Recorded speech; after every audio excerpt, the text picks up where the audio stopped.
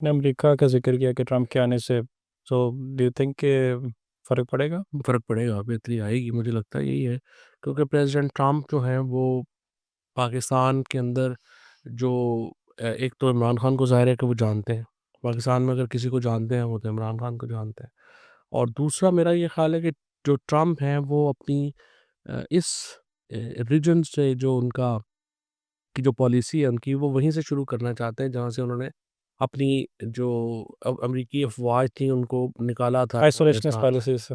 अफगानिस्तान से निकाला था। ठीक है। और वो अब चाहते हैं कि वहीं से, ताकि तालिबान से ताल्लुकात बेहतर हो और हम इसको दाइश के ख़िलाफ़ आगे बढ़े।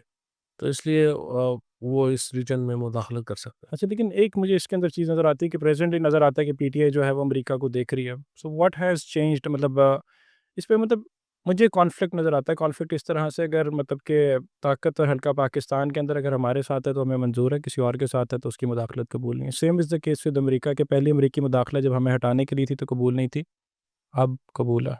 वो इसलिए कि जो पहली मुदाखलत थी वो अमरीकी एस्टेब्लिशमेंट की मुदाखलत थी।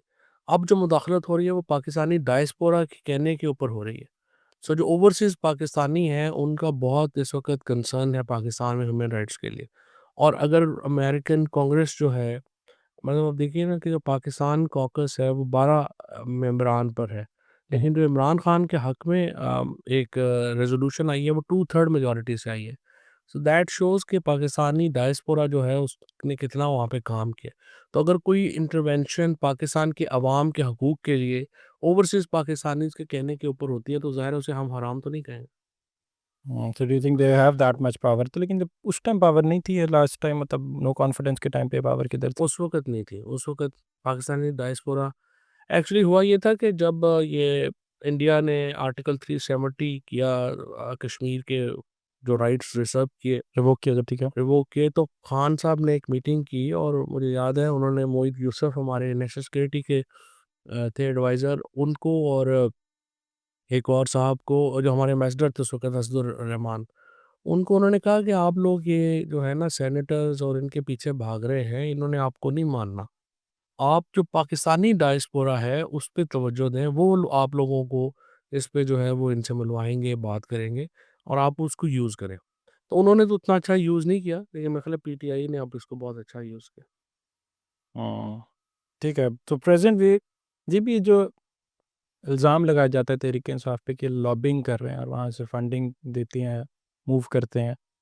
तो do you think that's justified, just in case कि अगर ये हो रहा है? आई देखिए, बात ये है कि अगर आप नहीं 100% हो रहा है। हुँ, हुँ।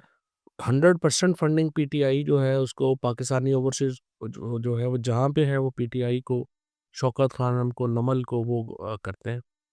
क्योंकि देखिए ना उन लोगों का क्यों करते हैं वो? सवाल ये है कि वो नून लीग के लिए क्यों नहीं करते, पीपल्स पार्टी के लिए क्यों नहीं करते? क्योंकि इमरान खान को जब वो पैसे भेजते हैं तो उनको लगता है कि ये पैसे उनके महफूज हैं। जिस मकसद के लिए भेज रहे हैं उसी मकसद में लगेंगे।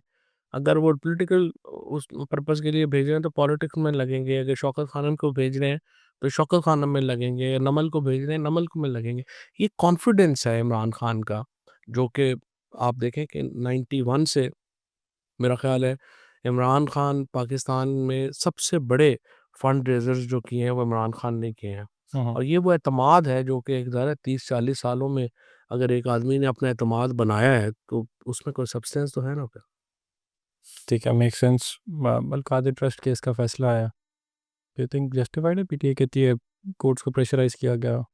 ज़ाहिर है वो तो जो नैब के जज थे हुँ, हुँ। उनको रिटायर हो गया था, उसको कॉन्ट्रैक्ट पे लेके वापस लगाया गया। इसी केस के अंदर अगर हम आपकी मिसाल लें, एग्ज़ाम्पल लें कि इनिशियली नो कॉन्फिडेंस के बाद आपको आईपी में जाना पड़ा, फ़ोर्स प्रेशर था बहुत नो ज़्यादा? कॉन्फिडेंस तो नहीं 9 मई के बाद। 9 मई, सॉरी 9 मई के बाद ज़ाहिर था। है, ज़ाहिर है। तो लेकिन उसके अंदर पीटीआई वाले जो हैं, डोंट यू थिंक उनको लेवरेज देना चाहिए, अंडरस्टैंड करना चाहिए? अभी भी हमें रिज़र्वेशन नज़र आती है, एक कोई खलिश नज़र आती है। रिज़र्वेशन नहीं है, पीटीआई वालों में कोई रिज़र्वेशन नहीं है। और ऑडियंस है पीटीआई जो मैसेज को हैं। पता है क्या नहीं, मासेस नहीं, बहुत सारे तो लोग हैं ना जो जिनका पीटीआई से कोई ताल्लुक नहीं है और वो बाद में आए हैं। उनका ख़्याल है कि जब कोई भी नहीं होगा हमारी अहमियत सिर्फ़ तब होगी जब बाकी सारे मर जाएँगे। तो उनकी रिज़र्वेशन हो सकती है। जो जेन्युइन पीटीआई का आदमी है उसकी रिज़र्वेशन तो नहीं है। उनको तो पता है क्या बीती, क्या हालात हुए। क्योंकि पीटीआई जो खड़ी की है ये तो 9 मई से पहले के लोगों ने बनाई है ना। हाँ, 9 मई के कि बाद आने वालों ने तो कुछ भी नहीं किया। अच्छा, आपने नई लीडरशिप का ज़िक्र किया, वैसे ज़हन में तो नहीं था, लेकिन मेरे भी ज़हन में है कि नई लीडरशिप को लेके भी आप ये भी बातें चलती हैं कि नई लीडरशिप जो है intentionally they do not want कि इमरान खान साहब बाहर आ जाएँ, वो बाहर आ जाएँगे तो पुराने जो लीडर्स हैं उनकी स्पेस है, उनकी कोई जगह नहीं बनेगी फिर। इंटेंशनली का तो मुझे पता नहीं, लेकिन उनकी कैपेसिटी भी नहीं है, उनकी मतलब वो कैपेसिटी भी नहीं। पॉलिटिशियन भी नहीं है। कई लोग तो डेफ़िनेटली जो है वो एफ़िडेविट्स दे के आए हुए हैं, चीज़ें दे के आए हुए हैं, कई लोगों का लिंक्स भी हैं। इंटरेस्टिंग है। तो ओवरऑल अगर हम इस सारे सिचुएशन को देखते हैं, तो do you think still there is a possibility कि अभी भी हम उम्मीद कर सकते हैं अल-कादिर ट्रस्ट केस के फैसले के बाद कि हालात बदलेंगे, इमरान खान साहब हमें नज़र आएँगे मंज़र-आम पर एक दफ़ा दोबारा से? ये देखिए ना, इमरान खान ने जो है वो कोई अदालतों के फैसलों के अंदर या बाहर तो नहीं ना होना। हुँ, हुँ। वो तो ऐसे एक कहने की बात है। फैक्ट इज़ कि ये तो पॉलिटिक्स की वज़ह से इमरान खान जेल में है। हुँ, हुँ। तो पॉलिटिकल प्रेशर कितना बनाते हैं, क्या करते हैं, अपनी पॉलिटिक्स पॉलिटिकल कैसे। प्रेशर तो बहुत ज़्यादा बनाया नहीं अभी के 2-3 एपिसोड्स हमें आखिरी नज़र आ गई कि काफ़ी ज़्यादा प्रेशर बना भी, उसके बावजूद भी चीज़ें नहीं बदली, बल्कि आगे से उससे ज़्यादा प्रेशर वापस आ गया। यही हुआ ना, फिर आपका नहीं था ना प्रेशर। जो इस वक़्त सबसे बड़ी ख़ामी पीटीआई की थी कि अगर तहरीक चलानी थी खुद, हुँ, हुँ। तो वो 9 फरवरी को चलानी चाहिए थी। ठीक है। 9 फरवरी को तहरीक चलाई नहीं, हुँ, उसके बाद फिर सियासी अलायंस नहीं बन सका। सियासी अलायंस बनना बड़ा इम्पोर्टेंट था, जिसमें जेयूआई, जमात इस्लामी, जीडीए, शेख हक़ान अब्बासी साहब वगैरह सब शामिल होते। तो अपोज़िशन में आप अकेली अपोज़िशन तो नहीं ना कर सकते।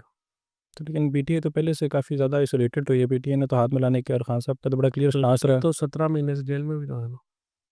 अगर ये अलायंस बन जाता, सब लोग होते, तो इतनी देर इमरान खान को इस पॉपुलैरिटी के साथ जेल में रखना भी तो पॉसिबल नहीं है।